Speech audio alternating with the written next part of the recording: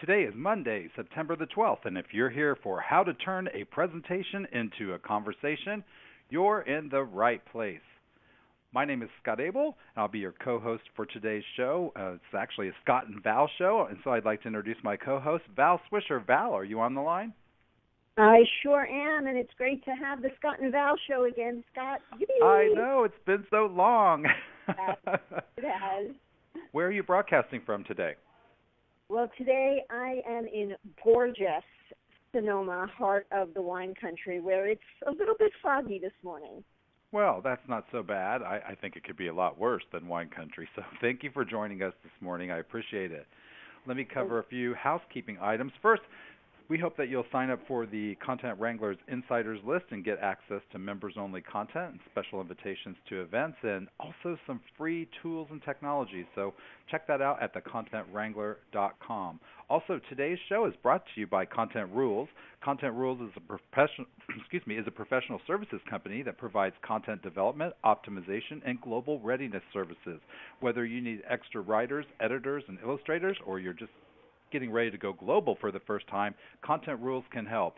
If you realize you're spending too much time and money on content development because you can't find it and aren't reusing it, you should definitely reach out to Content Rules and learn about their content strategy and structured authoring services, and do so on the web today at contentrules.com. All right, we're going to give away some books at the end of today's show. There'll be 5 winners selected of our book called The Author Experience by Rick Yagodich. They're one of the many books that we're publishing in our content strategy series from XML Press. In fact, we've got 6 new books coming up in the next couple quarters, so keep a look out for those as well.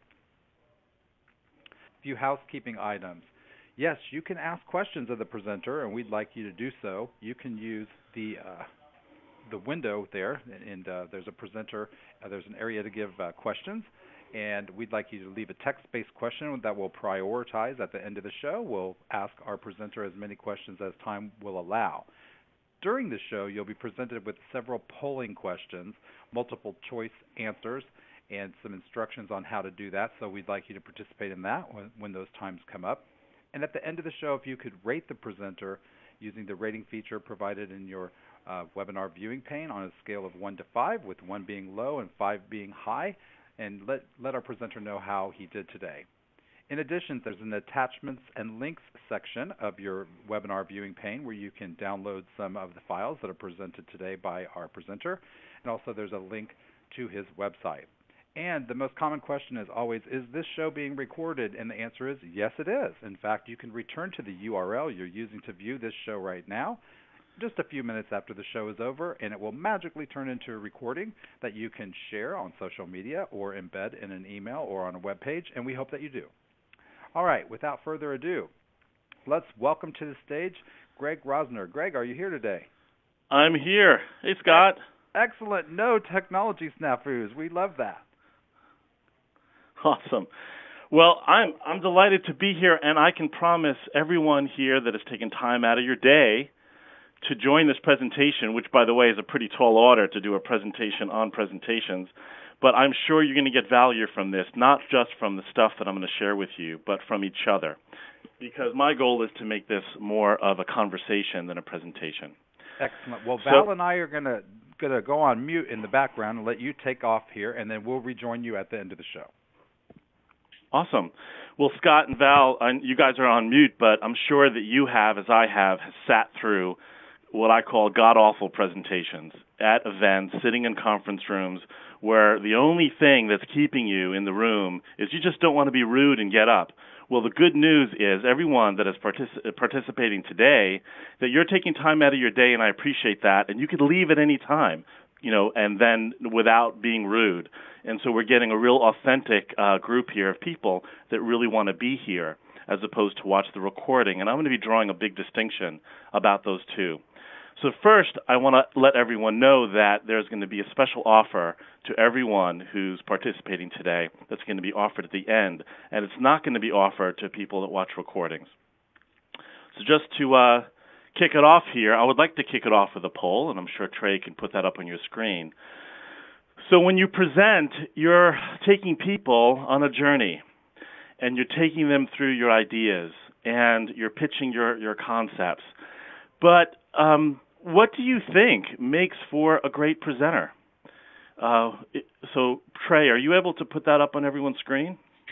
The polling question is actually already going. We've got a lot of people voting, and I just want to let people know that because of the Bright Talk allowing people to go full screen, if you are full screen, you need to go out of full screen so that you can see the polling question below the viewing window where the slides are showing. And people can see how other people are voting once they vote. So we've already got a bunch of people that have voted. That's great. Yeah, so you can look at the options. You know, is it your charisma? Is it your body language? I don't know, maybe. Is it connection with the audience? Is it compelling on-screen presentation? I mean, all of these are important, but what do you think is the most important? What do you think it boils down to? All right, so right we're now, yeah, we've got like 74% of the people that have voted for connection with the audience, and followed by about 18% who say charisma, about 9% who say it's your knowledge, and very few people have voted for either body language or compelling on-screen presentation. That's great, and that's what I agree with that. It's about connection with the audience. And if I were to say everybody, let me see a show of hands of folks here that have been in a presentation, and there's been very little connection with you. Very little of asking, what would you like to get out of this presentation? What's most important to you? And we're going to talk today about the 3 things that you need to do to convert your presentation into a conversation. So I'm going to move forward. Is that okay, Trey? Absolutely. Okay. So I guess here's a dumb question. What is a presentation anyway? Is it sitting in a boardroom presenting to the CEO? Is it standing in front of a group of 100 people at a conference? Is it sitting across a table with someone with an iPad pinching and zooming and chatting with them about their goals and what you're offering? Is it a Facebook Live presentation where you're getting thumbs up or thumbs down? Actually, I don't think Facebook has thumbs down. So the whole idea, the notion of what a presentation is changing. And I suspect that the reason why you're here today is you know this already. And you're looking for ways as to how to turn your presentation into a conversation. So there are 3 ways that we're going to cover today. The first is about what's most important to your audience and how to tap that. The second is about how to use technology and what technology to use. And the third is around simplifying design and how important that is. I'm sorry, Trey, did you need to say something? Or are you good? No, I'm good. Go for it. Okay, sure. Okay, cool. So I came across this image here. It's North Korea, where there's very much a dictation going on. But I did find somebody in this audience who's happy. See if you can locate that person. But most people here are not happy. And I'm sure they're not happy because they're living in North Korea. But I think, you know, we don't have to go to North Korea to look at a situation where there's a lot of not happy people in the room, where you've got a presenter that's transmitting information, that's dictating, and everyone is bored out of their brains. So bottom line, let me see a show of hands here, even though I can't see your hands. You know, are you still presenting like you did in 1999? And I hope that no hands go up virtually.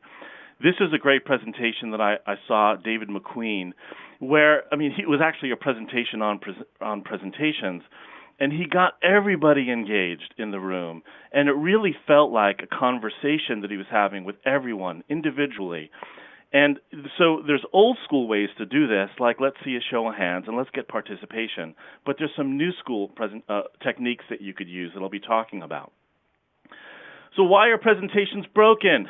They are broken because they're not interactive. They're not going back and forth. And I took this photograph, by the way, and Scott, you were at this conference, and we're not going to mention what conference this was, but it was the worst presentation I've ever seen in my life. And it was worse because there was 0 interactions. And thank God I was near the bathroom door. Otherwise, I would have been stuck in there. But it's because the presenters are making the wrong assumptions. They're assuming that they have information in their minds that people in the audience do not have. But that's not true anymore. Information is at everyone's fingertips. There's an abundance of information. Answers are everywhere. You can ask Siri. You can ask Google. You can ask Alexa.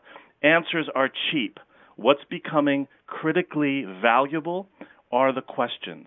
Questions are important. Questions are what allow you to sync up with your audience, whether that audience is one person, 5 people, or 500 people. So the reality is what's going through people's minds is, I know this, duh, why am I here? I'm stuck here. And it's just awful. It's awful because things have changed. People go to presentations. I suspect that you've come to this presentation because you want to be part of this experience. You want to get the most value out of this experience so it can actually change your life or upgrade your skills in some way. So there is this diagram which I like because on the one side you have your knowledge, what you know, and the other side you have your audience's interests, why they have come. And so the zone in the center, that crossover of this Venn diagram, that's the sweet spot. That's the zone that you want to stay inside of. And it's actually a lot easier than you think, and I've got some good news and bad news to share about that. But before I do, the RAIN Group, some consultancy, took a lot of money to do some research of which I could have told you, and anyone on this call could have shared the results of this without taking a whole bunch of money to do research on 700 B2B opportunities, that the number one thing that had those opportunities convert into sales was connecting with their audience. I mean, duh, all right? But while that's like a duh and a no-brainer, how do you do that? How do you do that with a group of 5 people or 500 people? What do you do to actually create a conversation? So we'll be talking about that. So here's a couple of great guys, David McQueen, David Nahill, who have taught me some things about presentation. And one of the greatest things that I learned from David McQueen, clearly everybody hates public speaking. Everybody. Some people are good at it, but most of us are not good at it. But the good news is, since everyone hates public speaking, everybody, I went to the slide too quick, everybody loves to have a conversation because it's real. It's happening now. So one thing I'd like to point out just about that is it's real because it's about you. Nobody is like you. You're unique. You don't have to learn how to be a better public speaker. I can be my weird, eccentric self, and that's fine. That's what people want. People don't want you to be some friggin', awesome public speaker that's all polished and everything. They just want you to be you because the reason why you're there is you have knowledge, you have information, you have insight and experience that they want to tap. So let's put up our second poll here today, Trey. The second polling question is up, and people are voting away. So continue. Okay, great, thank you. So why have you guys come here today? I mean, you could very well have not come. In fact, a lot of people registered but didn't come. So I suspect, and I haven't seen the results totally yet, that the reason why you're here today is you want to get the most out of this. Even though, yes, you want to be a better presenter, but you can do a lot of things to be a better presenter. But by participating in this today, is having a live interaction, being able to ask questions, is my feeling as to why you folks have come today. So it looks like 80% of the people are actually saying they want to be a better presenter. And also want to let the people that are participating know that you can only make one choice. The platform doesn't allow us to have multiple choices, so you only get to pick one. Yeah, so by coming today, we're hopefully going to share with you some skills around this so that you can be a better presenter and interact. And I ask you, please ask questions, because this is a conversation that we can have. And we're going to be talking about some better technology than Bright Talk. No offense, Bright Talk, if you're listening, about how to really kind of have a conversation with large groups. So there's good news and there's bad news, folks. So the reality is these people in this room, they're Twittering, they're on LinkedIn, they're commenting, oh my gosh, this is the worst presentation I've seen in my life. I've seen this already. Why am I here? This is a waste of my life right now. Let me see a show of hands if you've been in rooms like this before. So the reality is there's a conversation, there's a social conversation going on right now, even about this presentation as I speak. So being conscious of that and going with that and learning from that is what we need to do in the next 5-10 years as we present and become better. So here's the good news and the bad news. The good news is that you don't have to be an extrovert. And there should be a line going through the extrovert, and so you can just be yourself.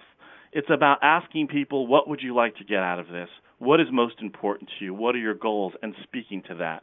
You don't have to practice for that. That's the good news. You don't have to practice your pitch. You don't have to rehearse. You just have to be prepared. Being prepared may mean putting some stuff together to show, and we're going to be talking about that. The bad news is you need to use technology. And by the way, I'm using PowerPoint now. I don't like PowerPoint. Love Prezi.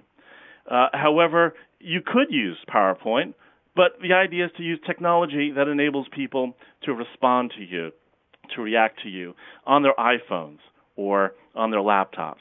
And the other bad news is you got to have good design. And this is something that everyone needs to kind of remember what it was like to be in school. I'm talking elementary school. And simplify what it is that you're talking about. So here's a quote that I'm putting on the screen, and I wrote this quote, by the way, so it's a bad quote. But if you look at the word presentation, it has the word present in it. And present is like a gift. And, my intention is to really give something to you now, today, that will be valuable to you, that you'll take something away and be a better presenter. That is my true intention.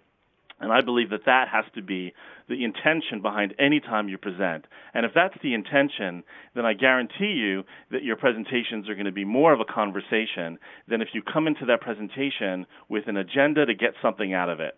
And there's the bad Santa. There's also another secret hidden in that presentation word, and that is present, which means now. And I feel, and I've been in great presentations, and the ones that are really great are the ones that are engaging right now, that are live, that are reacting to what's happening. Speaking of which, let's put up this third poll. I think it's up already, Trey. I just don't see it on my screen, unfortunately. You're right. It is. People are voting right now. Trey, stupid question, but how can I see the responses on my screen? If you click on the right-hand side of your presenter panel where it says Votes from Audience, you'll be able to see a dynamic. Yeah. Dankeschön. Thank you very much. Awesome. So, which is the most exciting way to learn information? Let's see here. I'm still seeing another voting thing, question 1. How do I change that, Trey? I want to be able to see how people are voting on this one. Yeah, let me. Oh, I see. I got it. I think I got it. Yep, I got it. So, there you go. Thank you, Trey. So, I just got to click on the right button. And by the way, it's okay that I'm not good at this technology. I'm not embarrassed by that. I'm just being real with you. The fact is we're all newbies. We're all learning new technology. And you don't have to come off as being like the expert and knowing all things. Just by being real with people is the most important, because that's being the authentic person that I am and that you are. So clearly, look at everyone's talking about here. 82% saying the most exciting way to learn information is in a conversation. It's not in a transmission of information. You can do that. You can watch that on YouTube. If you're going to watch, you can watch the recording of this, but it's to be in a conversation. So I encourage all those folks that said the 79% that want to learn, find the most exciting way to learn in a conversation is asking some specific questions at the end of this, or take us up on an offer that we're going to present at the end. So thank you for that. So we're going through 3 steps here, 3 ways to turn your presentation into a conversation, and we covered the first one, which is finding out what's most important to your audience. But still, if you're not covering your other 2 bases, your audience is still not going to be very pleased. They're not going to be too happy. So let's jump into the second of the 3, which is using technology. Now, I love to use Slido. Now, Slido, if you haven't heard of it, you can go to slido.com. This is a great, simple technology that you can use when you're presenting, to groups of, say, more than 10, 50, 100, 1,000 people, where you can ask people questions, and they can respond on the screen just like we're doing here, but you can do that in a room with people. But in addition, there's a questions tab so people can type in their questions, and you get to see everyone's questions that they're typing in, and you get to uprank them or downrank them based on whether you think they're a good question or not.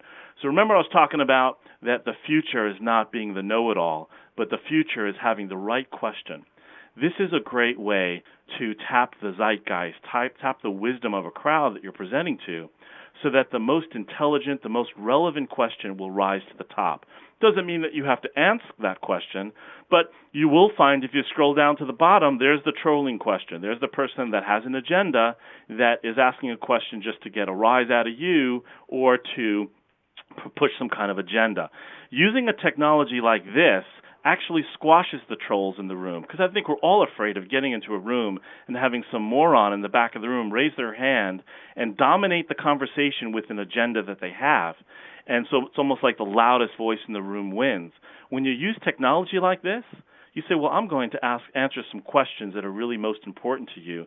This actually taps what the true questions are and allows the self-guiding, the self-monitoring aspect of an audience to bring the top question to mind so that you can answer it. There's also great things you can do with Slido, which builds a word cloud. So you can ask a question and get people to respond in one word and see what the zeitgeist is. Another great German word, by the way. It means, I don't know, the trending, the thinking, the top mind thinking of a group. So polling is an awesome way to have that conversation with large groups. Very intimate, very quiet conversations you can have with large groups. And you can be your expert self.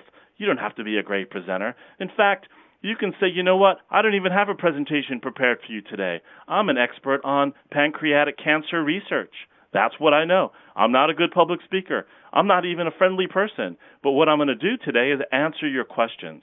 And then, boom, you have a 40-minute amazing live discussion with people. And I've seen that, by the way. There's other technology you can use. Poll Anywhere is cool. So right now, if I was using Poll Anywhere, I'd be pushing out a link to everyone's cell phones, because hopefully you've used a cell phone to register, and you'd be responding there and gaining insights from people's cell phones. Awesome way to interact as well. So let's put up this poll. Let's put up this question here. Let me just see if it's up. Votes from audience, and back to list. What is your biggest fear? There you go. Thank you, Trey, for starting that. So what is your biggest fear about turning your presentation into a conversation? So like things won't go as planned. You can see, well, things haven't gone as planned here. I didn't know like what button to click on the screen. That is a fear I have, but you kind of just roll with that, and I think that's just the way things go sometimes. But I think my dealing with it in a very natural way and a real way helps people relate to me, and I think that helps in presentations. But so what is your biggest fear about turning a presentation into a conversation? Looks like most people agree with me that things just won't go as planned, and I'll just want to cower into the corner and die. But also it looks like a lot of people say I can't control what's about to happen, and agreed. But going into this space of, I can't control what's going to happen, actually is that space that you're meeting your audience halfway in. It's that space that finds out what's most important to them and speaking to that. And so 16% say something else, so I'd love to hear what that something else is in the question area. All right, I'm going to move forward and leave that poll on. So now we've finished the 2 of the 3 ways to turn your presentation into a conversation. We talked about technology. We talked about getting to what's most important to people. And so if you do both of these things, your audience is going to be kind of happy but kind of not. So, and I'll tell you what the last thing is you need to do, and that is to simplify your design. So when looking at your presentation, too many people get into PowerPoint and just type in stuff in words. But your ideas and your stuff that you're presenting, they're not in words. They're ideas, and they can be represented using different things. But really, if you look at this, what you want to talk about, you kind of gush, you kind of spew all that stuff on the board. It's kind of like a dirty closet. that you got to go in and organize, like a mind map, and organize what it is that you're talking about, what it is that you want to present in a way that people can understand. And, PowerPoint kills ideas. It does, because people don't go to a PowerPoint with a mind map. They go to a PowerPoint and just click to add title, click to add text. I mean, this kills the most beautiful ideas, the most life-changing ideas that businesses offer. PowerPoint kills them. So even good PowerPoint, I'm using PowerPoint today. It doesn't have to be terrible, but I have broken it up into a 3-part structure visually in PowerPoint that helps people understand where you all are at. But good PowerPoint is still linear. It's still a little bit of this, a little bit of that. People don't really know what's coming next or where they've been. And it's also a little bit like, please sit down and let me get through my slides, and I don't like that. So I prefer Prezi because it starts you off in a mind map world where you say, okay, I've got different things that I want to talk about, and I'm going to zoom into these areas and talk about them. So just zooming into a building, even though you can't see this stuff, I'm not zoomed in at that granular level, but that's what you can do with Prezi. You could really, using the software instead, is you can use it as a mind map and a canvas to express your ideas. And I'm going to share with you just some awesome Prezis that utilize this mind map feature, where it allows you as a presenter to do 2 things. One, to present your ideas in a very extemporaneous way, where you can say, well, here's what I'm prepared to talk to you about today. What would you like to talk about? And you can just go through it either from top to bottom or in any order that they want. So here's another presentation for a Biorad, and you can see that, they have research, our portfolio, our network, our history. And while the presenter can go through this top to bottom in a traditional transmission of information way, it allows 2 things to happen. One, the presenter to remember all the details and speak to it in a much more spontaneous way. And also, since it uses the method of loci, which is how our brains remember information, by that information being located in physical space, it allows the audience to retain the information much better. So here's another presentation that used buildings. So each of the different concepts are sitting there in different buildings that you're going to be zooming into. Or here's a presentation, just the idea that stories and visuals are so much more persuasive in conveying information than with words. You all have seen presentations with click to add title and then 5 bullet points. And people don't read that stuff. They just glaze over and go to sleep. So you've got to turn those bullet points into images and into information that is not words. So here's a great mind map that is used in a Prezi, and it also conveys a story. So the idea of this, it's a flavor company that tells a story of the flavors coming from the fruit, and then how they can actually go into the farming of that fruit, and then the C talks about the future of the business. So using metaphor to help tell a story on top of a mind map is the secret recipe for creating an awesome presentation that is more of a conversation. So here's Airbnb's pitch deck. On the left was sort of a before a design, and the right is after it's designed. So while it's still in PowerPoint, you can see even from this view that it uses size as relationship setting, and it uses the power of 3 on each of the slides to allow people to digest information. So if you use good design and good technology to interact with people, and you find out right from the get-go, what would you like to talk about today? What's most important to you? And you focus on that. This is pretty much the recipe for you creating an awesome presentation that really is more of like a conversation, which, by the way, is the future. And I am writing a book called The Future of Presentations, and that's coming out next year, and it's coming from all the research that I'm doing on a podcast where I'm interviewing people who are just, experts in what they do, and I'm asking them about, where does presentations fall in that. And the last podcast I did was actually with a Navy SEAL who's on SEAL Team 6, and you'd be amazed to find out how important presentations are in the military. I mean, people live and die by them.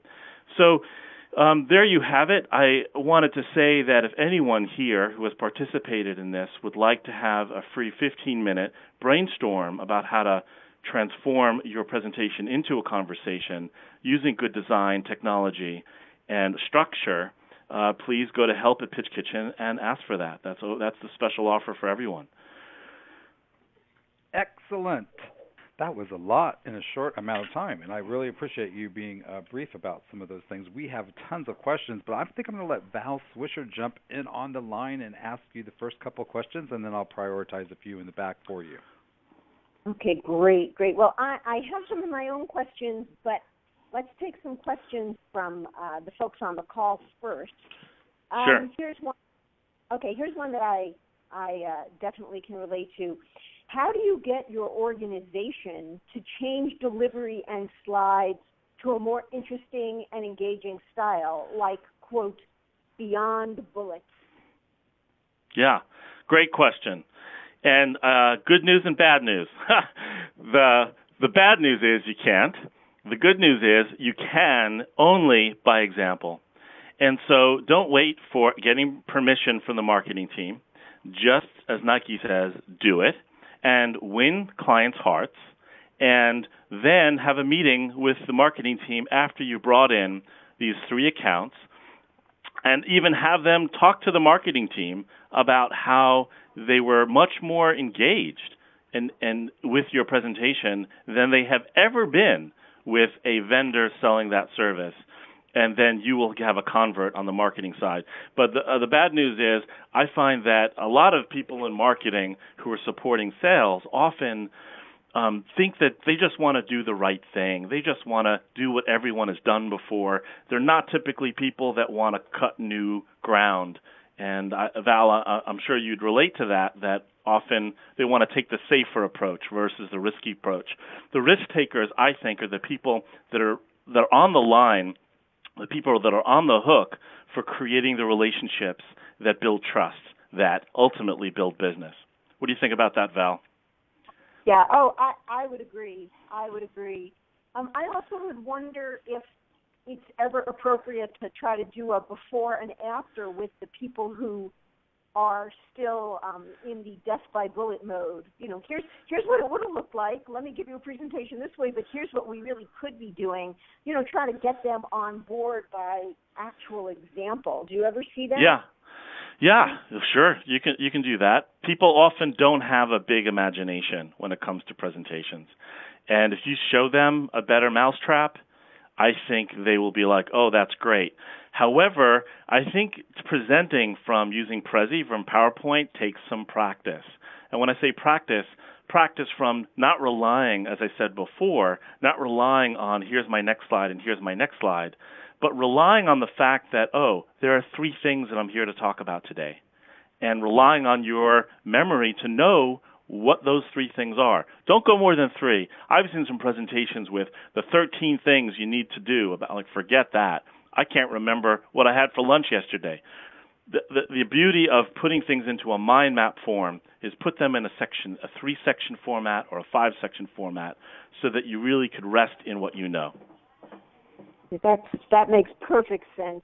So there are folks who have made some comments that I would actually like to turn into questions. And here's one about, you know, what are you afraid of? And I have to say that this is definitely one I share. Fear would be being afraid of crickets. So what do you do if you're in a situation where you're trying to engage people, but maybe the audience isn't quite ready to drive the conversation, and the joke that falls flat in the room, or trying to get people. Yeah, what do you do? Yeah. Well, first of all, I don't think anybody should make a joke unless you're actually funny, and I'm not funny, and I don't try to make jokes. I just talk about what I know. And if something funny comes out, it's funny because I'm either embarrassing myself because I've done something stupid, and I can laugh at myself, and then that's funny. But I think I have presented to groups where there are crickets, as you say, Val, in the room, and I look out into the audience, and I am begging for engagement, and nobody has the courage to raise their hand. And so that's where the technology plays. People are okay to take out their phones and very quietly ask a question there, and that question will appear on the screen. And they can ask it anonymously, but it could be a question that is so valuable. It could be a question that puts me and puts you right in the zone of exactly what the heart of the issue is. And you speak to that. So you don't need to have people like vocally excited and dancing in the room and interacting with you. You just want their consciousness, their brains interacting. And that's why I'm a big believer of using technology like Slido when presenting to a large group. That makes sense. And I have one other question from me, and then I'm going to turn it to Scott because I'm sure he has lots more questions as well. When you do this type of interactive presentation and you use technology and you have people who are voting or giving you feedback, do you tend to modify what you're saying or the next thing you had prepared to say sort of on the fly to address either what maybe their responses were not what you were expecting, or they asked a question that really turns your presentation in a new direction? Do you actually model? Yeah, of course. I mean, as an expert in anything that you do, you should rest in your expertise, not in the structure of your presentation. So what I mean by that is be open to, well, gosh, there's somebody here asking about the clinical trial of a pancreatic research development, and you didn't expect to present that because you don't have any slides on that. But that is something maybe the majority of the group, look at that. What I prepared, there's a misalignment between what I prepared and what the group has come to talk about. But the good news is I happen to be an expert about the clinical trials of new pancreatic research, pancreatic cancer. So I'm going to take 10 minutes now, and I may pull up a browser, and I may log into something, and I'll show it to them. But I can guarantee you that the people in that room would be friggin' riveted, because what they're getting is an experience with an expert who really knows their stuff, as opposed to someone who's transmitting information that's pre-prepared, which, by the way, is on YouTube. Who cares? I just want to say one more thing. We all have come here today to have this experience and to become a better presenter. But life is valuable. Life is short. And like I said before, answers are cheap. Information is in abundance. But what's rare is having an experience that can help you level up your game. So I appreciate everyone coming today, and I appreciate everyone's questions. And we've got more. So I will jump in here now. So let's talk about fear. So first of all, fear is inherent, I think, in kind of this stand up in front of a group of people kind of thing.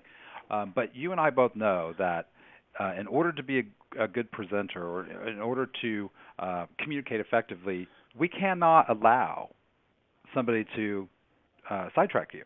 It's really part of being a presenter. And so I guess my question to you is, we always tell people to select the right tools for the job. Shouldn't we have the right role for the person who's doing the presentation? In other words, just because you're the thought leader or the expert doesn't make you good at this. Yeah, I have a totally messed up perspective on this. I believe that people don't want to see a polished presenter. You know, maybe it's the reality TV, maybe it's Facebook Live. People love authentic, real experiences. People want to see the real you. I don't know about you. I think you would answer yes to this, whoever asked that question. But you want to see somebody mess up. You want to see. You don't really care about them messing up. You don't want to see them mess up. You want to see the real. Will the real person please stand up? Is really what I want to say. And so I feel that it's the scientists, it's the creatives, it's the thought leaders, it's everybody here on this call that if you're here, it's because you have presentations to make. And I want everyone, if there's one message you can take away from this conversation, is that you should take confidence in being yourself. And just, screw being a professional public speaker. Just talk about the stuff in the context of what the person or the people are that want to get from you. And I saw a presentation where the guy was so nervous and he was so freaked out, and it wasn't until he finally pitched his slides and got to does anyone have any questions, that all of a sudden he just opened up, he relaxed, like the real person came out. And I think everyone would relate to that situation because we all know it's true. My first presentation was in 1999 with Ann Rockley co-presenting about a topic related to intelligent content for an event in Indianapolis, Indiana. It was the worst thing I've ever done, I think. I was horrible. I could barely speak English. I was stumbling. I was sweating all over the place. I was hitting the wrong buttons. And what it was is I was actually worried about what people were thinking. And so I had somebody come up from the audience and say, you're super informed on this topic. Your challenge is you still think everybody's supposed to like you. I no longer believe that. In fact, if you remember high school, not everybody likes you, and that's okay. And there will be people who sit in the audience and who are distraction. You'll ask them if they have questions, they'll give you a comment. When you're up in front of the room, don't you have to be aware also that you're controlling the experience for everyone? Yeah. Yeah. So what's your advice there? What's your frame that question for me? I'm not sure I wrap my head around it. Well, what I'm getting at is it's not supposed to be 100%. You develop a crowd. I've certainly created a career for myself by standing on stage and speaking to people, and I'm known as the bad boy of content. I will drop a F-bomb at any time. Yeah. And it's because I don't care. I'm not trying to impress everyone. Yes. I do not want everyone to love me. I only want the people that gravitate to me to be in my network of communication, kind of fans. And then I want to be able to respect them as well. Yeah.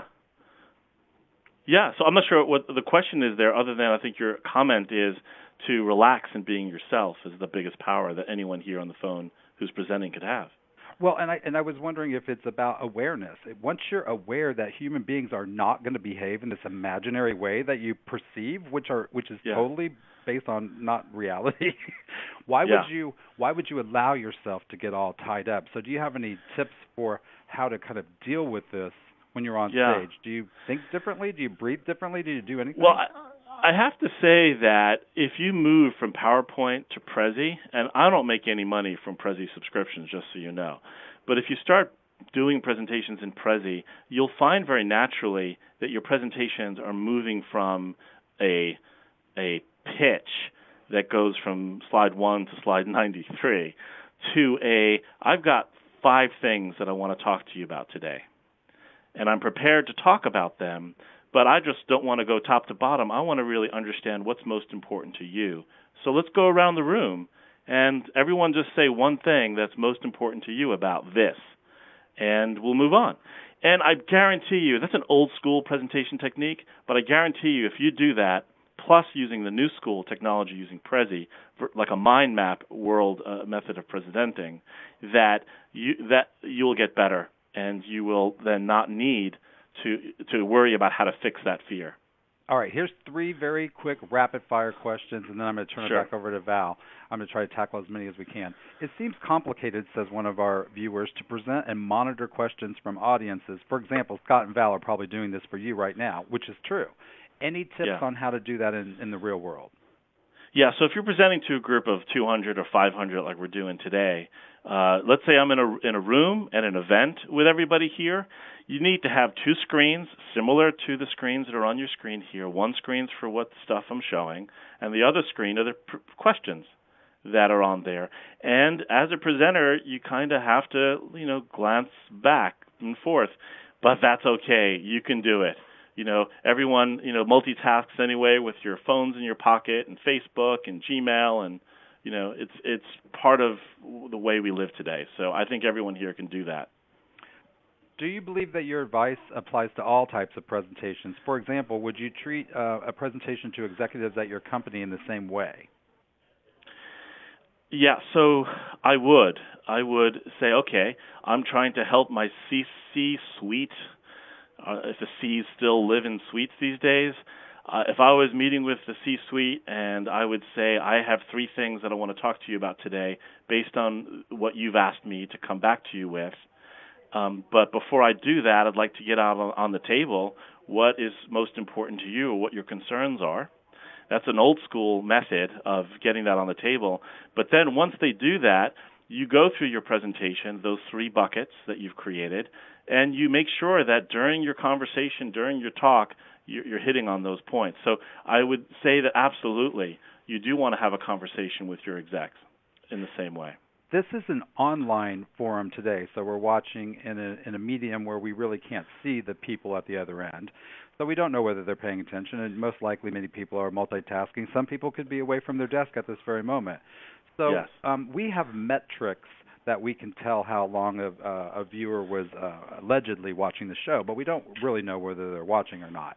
In an in-person event, what would you consider an appropriate length for a presentation or a training? Is there such a thing, or is it something that you have to determine based on the audience and your intent and other factors? Yeah, no, there isn't a length. In fact, I think some of the best presentations start with, okay, everyone, thanks for coming. What are your questions? I'm engaged at that point. But I would say that humans have a natural, I would say 20-minute attention span for a presentation of stuff to show.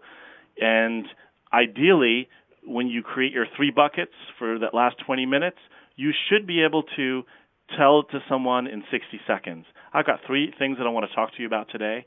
First is around what's most important with people. The second is using technology and using things like Slido and Poll Anywhere. And the third is about good design. But before I do that, tell me what you'd like to get out of this. So I just did that in 20 seconds, and the presentation still shouldn't be more than 20 minutes. Okay, great. Now we're going to pass it over to Val. Who's going to ask you a couple questions, and I'll come back and try to finish up the rest. Thank you. Absolutely. Okay, so this question came in from the audience, but I totally suffer from this. What if I'm not good at graphics, which yes. I can't find my way out of a crayon box? Yes. What tools or shortcuts can you advise for some tools for people like me that are all thumbs? Yeah, so here I'd recommend for people that are all thumbs is to start with, instead of tools, start with a pencil and a piece of paper and to draw a diagram of your presentation. If you were to draw a diagram of your mind map, what you want to talk about, who we are, what we do, how we're different, blah, blah, blah, you draw a mind map of that and then start drawing the details within that. So then once you draw your mind map, then bring that into Prezi and use Prezi simply as a mind mapping tool. That said, Pitch Kitchen helps organizations up their graphics so that not only is it a mind map, but it's a metaphorical mind map, and it's beautiful, and it's complex at the same time. It's sophisticated, and visually is exciting. So, I mean, obviously that means that you need to pay a designer to help you do that. But, even designers do good PowerPoint too. I mean, that's a whole industry. Look up Google, PowerPoint design. There's, millions of dollars being spent on making PowerPoint pretty. So I would say that while, making your presentation pretty, that's not really the goal. The goal is to make your presentation informative and structurally sound. And then if you can make it pretty, once you've done that, that's sort of, I guess, icing on the cake, to use a bad metaphor. Does that help, Val? Does that answer the question? Do you agree with that approach or no? What I would be concerned about is that even using Prezi, I would just end up with moving bullets rather than static bullets. So now I'm going bullet, but now when I spins around. Right. So that's why I recommend you got to start with drawing it on paper first, the mind map, before you go into Prezi. But Prezi, like PowerPoint, has some templates that will facilitate you putting your ideas into buckets. Okay. All righty. So another question. So we're on a webinar right now, and it's a really different medium than standing up in front of a room. Standing up in front of a room, you can see light bulbs go off. You can do other things. Do you ever recommend doing webinars where the audience is not muted? So, yes, and so there is, I don't know if in BrightTalk it allows it, but GoToWebinar allows you to say, okay, everyone, who would like to come off of mute and ask a question verbally? And so they raise their hand by clicking a button. You take them off of mute, and they ask their question, kind of like a radio show. And people like that. I think, presenters like that, audiences like that, because it mixes it up instead of just, like you and Scott asking questions allows the audience to. Yeah. It would be interesting. I like polls, and I like the ability for people to post questions, but then you lose that back and forth conversation. At the same time, we've had hundreds of people on this webinar, so it can't be a free for all either, because then you can't move forward. So that's why I love the up ranking and down ranking of questions, because while you're presenting, while you're focused on your topic, you're allowing the crowd to digest what they're hearing, but also read through the gazillion questions that people are asking, and then deciding what's important, what's not important. So you're getting the crowd to work for you so that you can really answer the most important question. That actually is really a really good and important point. So, Scott, did you have any more? I do. In fact, Phil would like to know. He is getting ready to do his first panel next week for a crowd of 100 people, and he wants to use Slido and Prezi, or at least he wants to consider it. He currently uses Prezi. Should he use both or just Slido? Is there any reason why you would recommend one or the other or both? Yeah, they're not the same thing. So just so we're clear, Prezi is a cloud-based presentation software. Slido is a polling question format that people interact with their phones. So, for example, I'd be presenting with Prezi right now if I was, and I'd say, everybody get out your phones and go to this website, slido.com/your-event. And then on their phones, people can ask their questions, and you can respond to the polls that you're putting up. So I definitely recommend using both. Prezi doesn't have that capability. It's just a presentation format. How would you handle a situation where the audience tells you what they want, but you're not prepared for what they want? Oh, I love for that to happen. You can just be honest with them. You say, well, you know what, guys? I'm totally not prepared. I thought I was going to present on this 3 topics. You're asking me about something that I'm not prepared to talk about today. So we have a decision to make. Would you like me to talk about these 3 things? And if they say yes, you have permission. If they say no, well, they're out. Yeah, and I guess it also depends on what you promised them too, right? Because the invitation or the conference description is the description of what your promise is. And so for people who show up in the room who disagree and they'd like you to talk about something else, it's also maybe a disservice to the people who showed up because you invited them to show up. So maybe there's a dance you have to do somewhere in between. What do you think to kind of fulfill both sectors of the audience's needs?